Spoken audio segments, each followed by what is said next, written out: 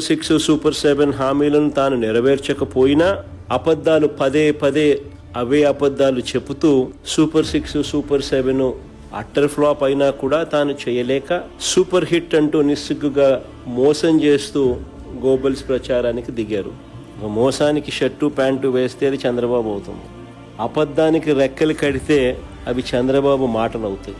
ఈ బడ్జెట్లో కూడా అవే పచ్చి అబద్ధాలు, తప్పుడు లెక్కలు, లేని గొప్పలు, చంద్రబాబు భజన. ఉద్యోగ భృతి అంటూ హామీ ఇవ్వడం, తర్వాత దాన్ని చెత్తబుట్టలో వేయడం చంద్రబాబుకి తొలిసారి కాదు. హీఈస్ అ హ్యాబిచువల్ అఫెండర్. తొలిసారి కాదు ఇది.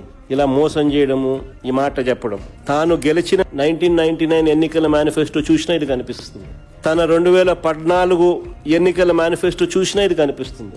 మళ్ళీ ఇప్పుడు తన 2024 ఇప్పటి మేనిఫెస్టో చూసినా ప్రతిసారి ఈ హామీ ఇస్తాడు. ప్రతి ఎన్నికల్లోనూ ప్రతిసారి ఇస్తాడు. ఓట్లు వేయించుకుంటాడు, తర్వాత నిస్సిగ్గుగా ఎగరగొడతాడు.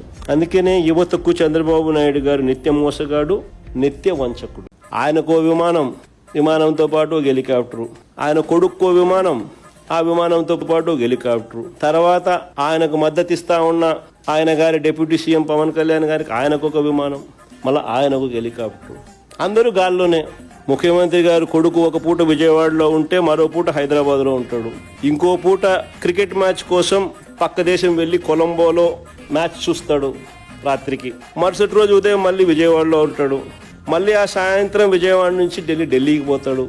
అంతే ప్రైవేట్ విమానాలే. దేశంలో బాధ్యతాయుతమైన పదవుల్లో ఉన్న వాళ్ళు ఇలా జల్సాలు చేసిన సంబరాలు ఎక్కడైనా ఉన్నాయా?